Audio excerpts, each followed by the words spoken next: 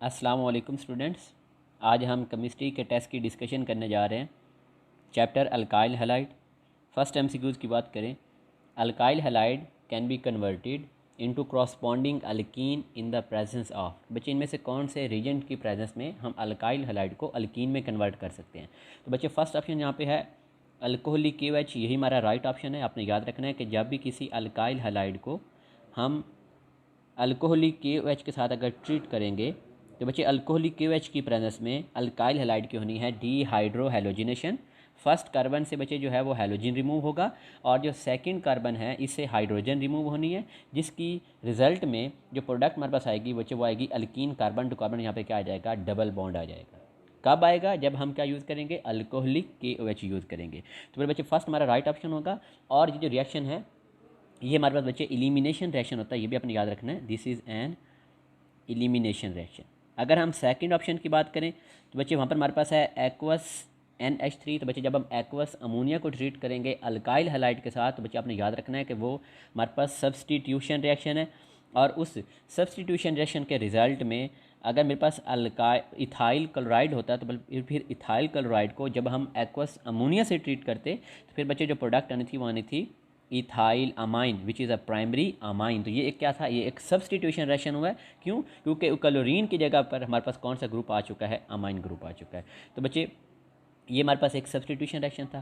Third की बात करें तो बच्चे यहाँ पर हमारे पास है अल्कोहलिक KCN। तो आपने याद रखना है चाहे हम अल्कोहलिक KCN यूज़ करें या हम एक्वस KCN यूज़ करें, दोनों रीजेंट की प्रेजेंस में हमारे बच्चे जो प्रोडक्ट बनेगी वो प्रोडक्ट बनेगी अल्काइल सायानाइड। और ये जो हमारे पास रिएक्शन होगा ये हमारे पास सब्सटीट्यूशन रिएक्शन होगा। दोबारा बच्चे सुन लें कि अगर हम अल्काइल हैलाइड को चाहे अल्कोहलिक KCN से ट्रीट करें या एक्वस KCN से ट्रीट करें तो ये हमारे पास एक सब्सटीट्यूशन रिएक्शन होगा और जो हमारे पास प्रोडक्ट बनेगी वो अल्काइल सायानाइड बनेगी। अगर मैं इथाइल क्लोराइड को अल्कोहलिक KCN के साथ ट्रीट करूँ तो बच्चे जो प्रोडक्ट बनेगी CH3CH2CN। इसी हमारे पास बच्चे दो नाम है। पहले हमारे पास नाम क्या होगा, इथाइल सायानाइड। यह हमारे पास होगी प्रोपेन नाइट्राइड। तो मीन ये भी हमारे पास कौन सा रिएक्शन है, एक सब्सटीट्यूशन रिएक्शन है। हेलोजिन की जगह पे कौन सा ग्रुप आ चुका है, CN ग्रुप आ चुका है। और बच्चे लास्ट पे है एक्वस KOH। तो बच्चे यहाँ पे था अल्कोहलिक KOH, यहाँ पे है एक्वस KOH। अगर हम एक्वस KOH यूज़ करेंगे ये भी एक सब्सटीट्यूशन रिएक्शन होगा।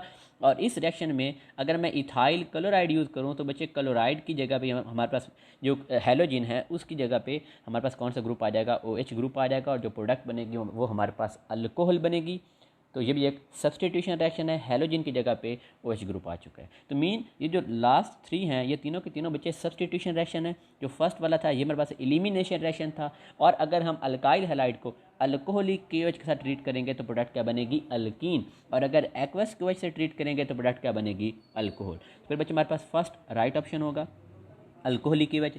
सेकेंड एमसीक्यूज की बात करें, tertiary butyl chloride react with aqueous KOH the product formed contain. बच्चे यहाँ पर हमारे पास की पॉइंट आ चुका है एक्वस KOH। अभी हमने बात किया कि जब भी हम अल्काइल हैलाइड को एक्वस KOH के साथ ट्रीट करेंगे तो वो एक सब्सटीट्यूशन रिएक्शन होगा और वहाँ पे हेलोजिन की जगह पे कौन सा ग्रुप आ जाएगा, OH ग्रुप आ जाएगा। अगर मैं टर्शरी ब्यूटाइल क्लोराइड का यहाँ पे स्ट्रक्चर ड्रा करूँ तो ये बच्चे ये मेरे पास आ गया CH3 और ये आ गया Cl। This is the tertiary butyl chloride.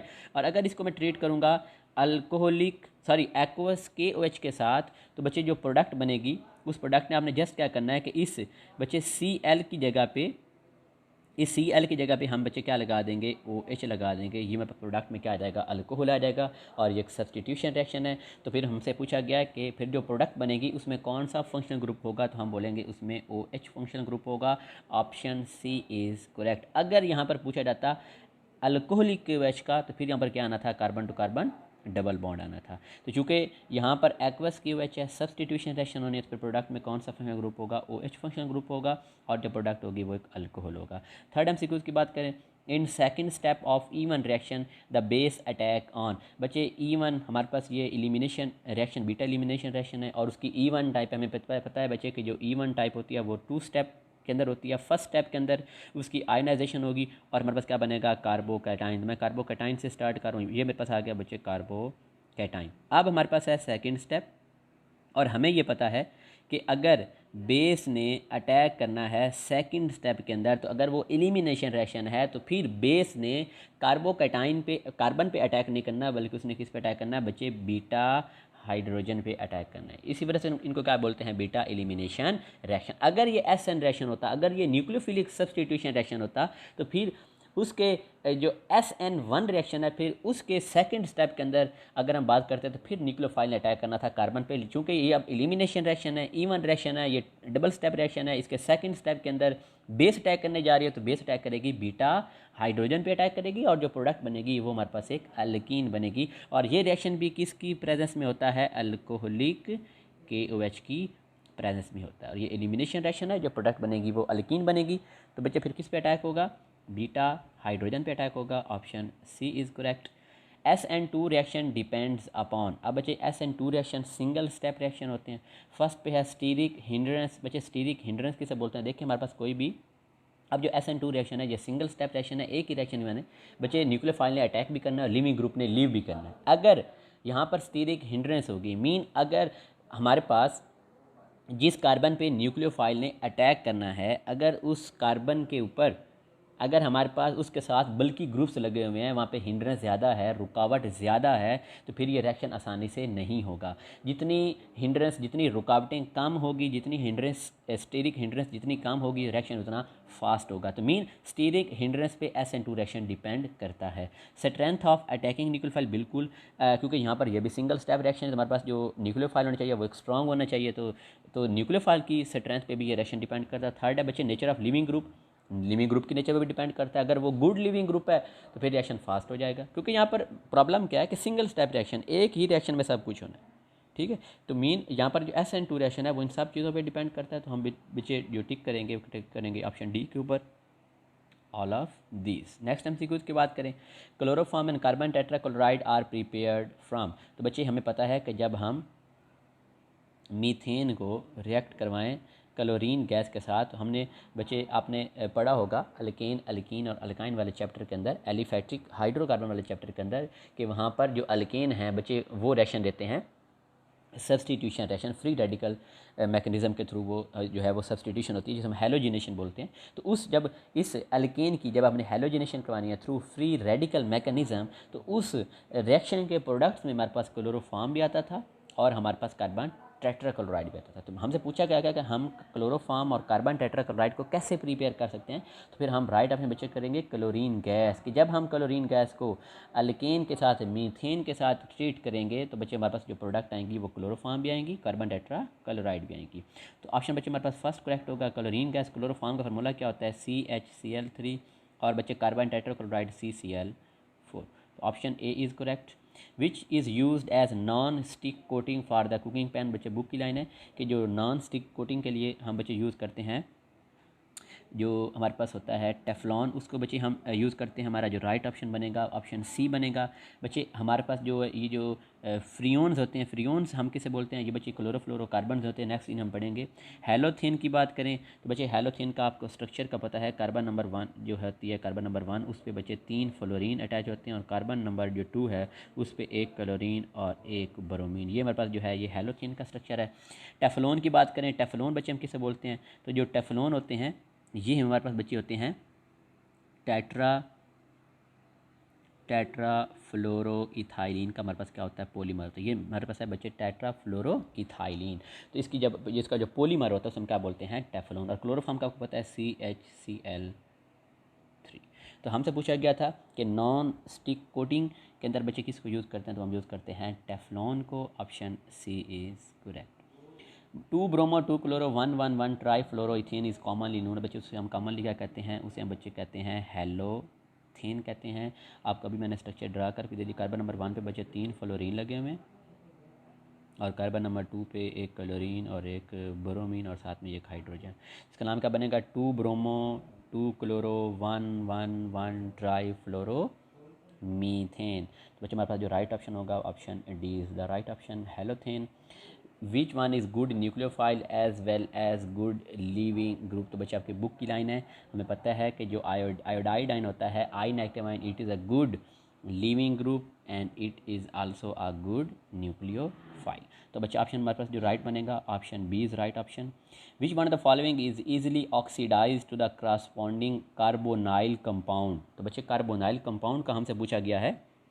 तो देखिए यहाँ पे कार्बोनाइल कंपाउंड कौन से होते हैं, ये एल्डिहाइड्स और कीटोन्स होते हैं जिनके अंदर single bond C double bond हो, ये फंक्शनल ग्रुप मौजूद होता है। तो बच्चे फर्स्ट ऑप्शन का प्रोपानॉन, प्रोपानॉन खुद ही कीटोन है, इसमें पहले ही कार्बोनाइल है तो हमने इसे कार्बोनाइल करने की ज़रूरत नहीं है, फिर ये हमारे पास राइट ऑप्शन नहीं होगा। अगर हम सेकंड की बात करें बच्चे, 2 मिथाइल 2 हाइड्रोक्सी प्रोपेन, अगर इसका बच्चे मैं स्ट्रक्चर ड्रा करूँ, ये देखें कार्बन नंबर 2 पे मिथाइल आ गया और कार्बन नंबर 2 पे OH भी आ गया, तो 2 मिथाइल 2 हाइड्रोक्सी प्रोपेन। तो अगर हम बात करें ये प्राइमरी अल्कोहल है, सेकेंडरी टर्शियरी, तो बच्चे ये हमारे पास क्या है, टर्शियरी अल्कोहल है, क्योंकि जिस कार्बन से OH ग्रुप है आगे वो डायरेक्ट 3 कार्बन से, ये हमारे पास कौन सी आ गई है, टर्शियरी अल्कोहल। अगर मैं 2 हाइड्रोक्सी प्रोपेन का बच्चे स्ट्रक्चर ड्रा करूँ तो उसका स्ट्रक्चर क्या आएगा, उसका स्ट्रक्चर हमारे पास ये आएगा, ये देखें ये 2 हाइड्रोक्सी प्रोपेन है और ये हमारे पास एक सेकेंडरी अल्कोहल है। लास्ट ऑप्शन की बात करें तो वो टर्शियरी ब्यूटाइल अल्कोहल है, टर्शियरी ब्यूटाइल अल्कोहल और ये 2 मिथाइल 2 हाइड्रोक्सी प्रोपेन, ये एक ही बच्चे फार्मूला इनका है। तो मीन ये हमारे पास जो है ये टर्शियरी अल्कोहल है और ये हमारे पास क्या सेकेंडरी अल्कोहल। हमें बच्चे पता है, अच्छी तरह पता है कि जो प्राइमरी अल्कोहल होते हैं वो ज़्यादा एक्टिव होते हैं, उससे कम सेकेंडरी और सबसे कम क्या होते हैं, टर्शरी। मीन प्राइमरी अल्कोहल को हम आसानी से ऑक्सीडाइज करा सकते हैं, उससे कम सेकेंडरी को और उससे कम टर्शरी को। तो हमसे पूछा गया कि इनमें से किसको इजीली ऑक्सीडाइज करवाएंगे, तो बच्चे सेकेंडरी को आसानी से करवा सकते हैं, या टर्शरी को सेकेंडरी को आसानी से करवा सकते हैं। फिर यहाँ पे जो राइट ऑप्शन बनेगा वो बनेगा बच्चे 2 hydroxy propane, option C is correct. Next MCQs की बात करें तो आयोपैक नेम ऑफ आयोडोफॉर्म, बच्चे आयोडोफॉर्म का पहले फार्मूला लिखते हैं CHI3, तो बच्चे इसका राइट ऑप्शन क्या बनेगा, ट्राई आयोडो मीथेन। यहाँ पर बच्चे जो है राइट ऑप्शन है वो ऑप्शन 1 हमारे पास होगा, try iodo methane. Next MCQs की बात करें, reaction of tertiary alkyl halide with KCN in the presence of alcohol follows. अब बच्चे हमें पता है कि हमारे पास अगर वो टर्शरी अल्काइल हैलाइड है तो, और साथ में अभी मैंने आपको एक की पॉइंट बताया था कि चाहे अल्कोहलिक KCN हो या एक्वस KCN हो तो वो रिएक्शन होगा सब्सटीट्यूशन रिएक्शन। तो मीन यहाँ पर जो ऑप्शन 3 ऑप्शन 4 वो दोनों रॉन्ग हो गए, क्योंकि एलिमिनेशन रिएक्शन तो ये हो नहीं सकता है, सब्सटीट्यूशन या SN1 या SN2। अब यहाँ पे हमने देखना है कि अल्काइल हैलाइड कौन से इस्तेमाल कर रहे हैं, तो बच्चे अल्काइल हैलाइड हम इस्तेमाल कर रहे हैं, टर्शरी अल्काइल हैलाइड हमें पता है कि जो टर्शरी अल्काइल हैलाइड हैं वो कौन से रिएक्शन हैं, वो देते हैं बच्चे SN1 रिएक्शन। बच्चे फिर राइट ऑप्शन कौन सा होगा, ऑप्शन ए इज़ करेक्ट। अगर यहाँ पर प्राइमरी अल्काइल हैलाइड होता तो फिर उसने कौन सा देना था, SN2। बच्चे फर्स्ट ऑप्शन पर करेक्ट होगा। Teflon is a polymer of, अभी आपको बताया था बच्चे टेफ्लॉन किसका पॉलीमर होता है, tetrafluoroethylene, F2C double bond CF2, option A is correct. Chloroform is widely used as, तो बच्चे क्लोरोफॉर्म को हम एज अ सॉल्वेंट भी यूज़ करते हैं, एज अ फर्टिलाइज़र। बच्चे ये तो टॉक्सिक होती है, इसको फर्टिलाइज़र में हम इस्तेमाल नहीं करते, फॉर NSE से बेहोश वगैरह करने के लिए, जिसम किसी पार्ट को सुन वगैरह करने के लिए हम इसको इस्तेमाल करते हैं। तो फिर जो राइट ऑप्शन होगा बच्चे होगा both A and C, option D is correct. The treatment of ammonia with excess of chloroethane finally give. अब बच्चे पता है हमें एक तो बात ये पता चल रही है कि हमारे पास बनना है अमाइन। अगर आपको पता चाहे प्राइमरी अमाइन हो, सेकेंडरी अमाइन हो, टर्शियरी अमाइन हो या क्वार्टिनरी अमाइन हो, नाइट्रोजन एक ही होगी। तो मीन चाहे हम अमोनिया एक्सेस में लें या स्टीशियोमेट्रिक उसकी अमाउंट लें, तो हमें तो एक ही नाइट्रोजन चाहिए। अब सेकेंड हम बात करते हैं बच्चे अल्काइल हैलाइड की। अगर हमारे पास अल्काइल हैलाइड का 1 मोल मौजूद होगा तो जो प्रोडक्ट बनेगी वो बनेगी प्राइमरी अमाइन। अब चूंकि यहाँ पे हमारे पास जो क्लोरोइथेन है वो एक्सेस अमाउंट के अंदर है, तो बच्चे फिर इस नाइट्रोजन के साथ हम यहाँ पर कौन से ग्रुप लगा देते हैं, इथाइल। अब आपने बताना है कि ये हमारे पास कौन सा अमाइन है, प्राइमरी है, सेकेंडरी है, टर्शरी है या क्वार्टनरी है। नाइट्रोजन पे चार्ज क्या आ गया, पॉजिटिव, तो हमारे पास ये क्वार्टनरी अमाइन है। क्यों क्वार्टनरी अमाइन बना, वो इस वजह से क्योंकि यहाँ पर जो क्लोरोइथेन थी वो इन एक्सेस अमाउंट थी, तो उस एक्सेस अमाउंट होने की वजह से जो प्रोडक्ट बनेगी वो क्वार्टनरी अमाइन बनेगी। और फिर यहाँ पर जो राइट ऑप्शन होगा वो होगा tetra ethyl ammonium chloride, option D is correct. Isopropyl chloride undergoes hydrolysis by the mechanism. बच्चे आइसोप्रोपाइल का हम स्ट्रक्चर ड्रा कर लेते हैं। ये बच्चे हमारे पास आ गई है आइसोप्रोपाइल अल्कोहल। तो बच्चे आइसोप्रोपाइल अल्कोहल हमने देखना है कि ये प्राइमरी है, सेकेंडरी है या टर्शरी है। सॉरी यहाँ पे मैंने OH लगा दिया, यहाँ पर आना था Cl। तो ये हमारे पास बच्चे आ गई है आइसोप्रोपाइल क्लोराइड। बच्चे ये एक सेकेंडरी अल्काइल हैलाइड है। हमें पता है कि जो सेकेंडरी अल्काइल हैलाइड हैं वो SN1 रिएक्शन देंगे या SN2 देंगे। फिर हम राइट ऑप्शन करेंगे आइदर SN1 और SN2। Option B is correct. Next MCQ की बात करें, the rate of E2 reaction depends upon the concentration. अब बच्चे जो E2 बीटा एलिमिनेशन, ये एलिमिनेशन बाई मॉलिकुलर रिएक्शन है, ये सिंगल स्टेप के अंदर होते हैं और हमें पता है कि ये इनका बच्चे जो ऑर्डर होता है वो भी सेकंड होता है। अगर इनके मैं रेट इक्वेशन लिखूं तो बच्चे इनकी जो रेट इक्वेशन होती है तो उसमें अगर हम देखें तो ये अल्काइल हैलाइड कंसनट्रेशन पे भी डिपेंड करते हैं और बेस की कंसनट्रेशन पे भी डिपेंड करते हैं। और इनका ऑर्डर क्या होगा 1 + 1 2। फिर राइट ऑप्शन बनेगा ऑप्शन सी इज़ करेक्ट कि ये अल्काइल हैलाइड और बेस दोनों की कंसनट्रेशन पर डिपेंड करते हैं। Option C is correct. Which of the following is the most reactive alkyl halide. बच्चे हमने पढ़ा था एक्सपेरिमेंटली, हमने पहले तो हमारे पास दो फैक्टर होते हैं ना जो इसकी रिएक्टिविटी कंट्रोल कर रहते हैं। एक होता है बच्चे carbon to halogen bond energy और carbon to halogen bond polarity. तो बच्चे एक्सपेरिमेंट के ज़रिए जब हमने कंक्लूड किया, हमने कहा था कि कार्बन टू हैलोजन जो बॉन्ड एनर्जी है वो डिटरमाइन करेगी इनकी रिएक्टिविटी, और जिसकी बॉन्ड एनर्जी सबसे कम होगी तो उसकी रिएक्टिविटी सबसे ज़्यादा होगी, और जिसकी बॉन्ड एनर्जी सबसे ज़्यादा तो उसकी रिएक्टिविटी सबसे कम। तो फिर हमने कहा था कि इनमें से सबसे ज़्यादा रिएक्टिव कौन सा होगा बच्चे, अल्काइल आयोडाइड। क्यों? क्योंकि इसकी बॉन्ड एनर्जी सबसे कम होती है। नेक्स्ट MCQ की बात करें, when a secondary alkyl halide treated with strong alkali the product will be. अब बच्चे सेकेंडरी अल्काइल हैलाइड है और हम उसको हम ट्रीट करने जा रहे हैं स्ट्रॉन्ग अल्कली के साथ।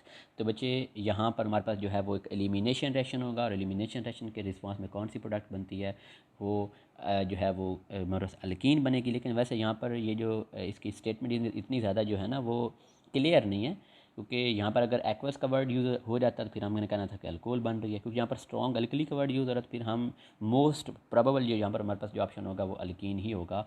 Option B is correct. CCl4 has all the properties except. बच्चे CCl4 एक कलरलेस हैवी लिक्विड है, बिल्कुल बात ठीक है। इनसॉल्युबल इन वाटर, क्योंकि ये नॉन पोलर होता है, वाटर पोलर होता है, ठीक है, तो ये इनसॉल्युबल है। नेक्स्ट ये लिखा हुआ है नॉन पोलर नेचर, क्योंकि इसका डाइपोल मोमेंट बच्चे क्या होता है, जीरो। आपको बताया था कि जिनका डाइपोल मोमेंट जीरो होता है वो चीज़ नॉन पोलर होती है। डाइपोल मोमेंट जीरो क्यों है? क्योंकि इसका डाइपोल एक दूसरे को कैंसिल कर देते हैं। तो बच्चे फिर लास्ट बचा नॉन इनफ्लेमेबल। तो बच्चे ये इनफ्लेमेबल होता है, इसको आग लग सकती है क्योंकि इसमें कार्बन है। यही हमारा राइट ऑप्शन बनेगा क्योंकि ये इसकी प्रॉपर्टी नहीं है। Which one of the following can act as a nucleophile. बच्चे H पॉजिटिव तो ये तो एक इलेक्ट्रोफाइल है, BCl3 एक इलेक्ट्रोफाइल है, F2 ये फ्लोरीन, ये ना इलेक्ट्रोफाइल के तौर पर काम करते हैं ना न्यूक्लियोफाइल के तौर पर काम करते हैं। लेकिन अगर हम NH2 नेगेटिव की बात करेंगे तो बच्चे ये एक्ट करेगा as a nucleophile. Option D is correct.